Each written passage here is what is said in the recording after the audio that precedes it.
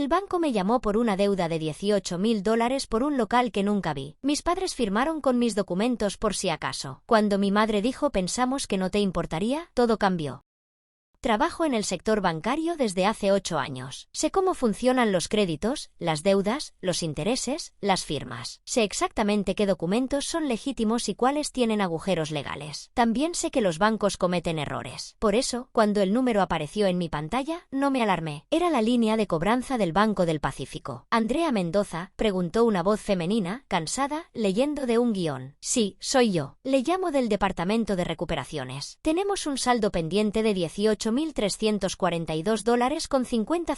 asociado a su contrato de arrendamiento comercial con opción a compra, correspondiente al local en la calle Libertad 234. El contrato se firmó el 14 de marzo del año pasado y tiene 12 cuotas vencidas. Sonreí. Error del banco. Pasa todo el tiempo. Creo que hay una confusión. Yo nunca he firmado un contrato de arrendamiento comercial. Señorita Mendoza, el contrato está a su nombre. Tengo su número de identificación aquí. Las firmas coinciden con nuestros registros. No es posible. Le voy a dictar los datos para que los verifique. Lo hizo. Mi nombre completo, mi número de identificación, mi fecha de nacimiento. Todo correcto. ¿Puede decirme qué negocio funciona en ese local?, pregunté. Según nuestros registros, se abrió una tienda de artículos para el hogar. Hogar y más. Pero el local lleva 5 meses cerrado. Nunca escuché ese nombre en mi vida. Señorita, si no se regulariza esta deuda en los próximos 15 días, iniciaremos el proceso de cobro judicial. Eso incluye el embargo de bienes y el descuento directo de sus cuentas. No va a haber ningún descuento porque yo no firmé nada. Colgué. Mis manos temblaban mientras abría la aplicación del banco. Entré a mi historial crediticio. Ahí estaba, una línea nueva que no reconocía. Arrendamiento comercial. Banco del Pacífico. Deuda vigente, $18.342,50. Estado, moroso. 8 años trabajando en bancos. 8 años viendo a clientes destruirse por deudas que no podían pagar. 8 años pensando que eso nunca me pasaría a mí. Y ahí estaba. Llamé al banco de nuevo. Esta vez a atención al cliente. Me identifiqué como empleada del sector. Necesito que me envíen copia del contrato de arrendamiento asociado a mi identificación. Señorita, eso solo puede entregarse mediante orden judicial o si usted se apersona en una sucursal con su identificación. Trabajo en el Banco Central. Sé que puedo solicitar una copia por escrito y tienen 15 días hábiles para entregármela. Artículo 12 de la Ley de Protección al Consumidor Bancario. Pausa. Le transfiero con mi supervisora. La supervisora se llamaba Patricia. Me confirmó que el contrato se firmó presencialmente en una sucursal del Banco del Pacífico, en la ciudad de origen de mis padres, no en la mía. Yo vivo a 4 horas de ahí. ¿Las firmas se verificaron con biometría?, pregunté. En esa sucursal no hay lectores biométricos, solo identificación física y verificación de firma por el ejecutivo. ¿Quién fue el ejecutivo que autorizó el contrato? Patricia dudó. Esa información está en el expediente. Tendría que solicitarla formalmente. Salí del trabajo 2 horas antes. Mi mente daba vueltas alrededor de la misma pregunta. ¿Cómo es posible que alguien haya firmado un contrato a mi nombre sin mi identificación física? Mi identificación nunca se había perdido. Siempre estaba conmigo. Nunca, hasta que recordé algo. 6 meses antes de esa firma, había visitado a mis padres por las vacaciones de fin de año. El sábado por la mañana, mi mamá me pidió mi identificación para hacer una gestión en la municipalidad,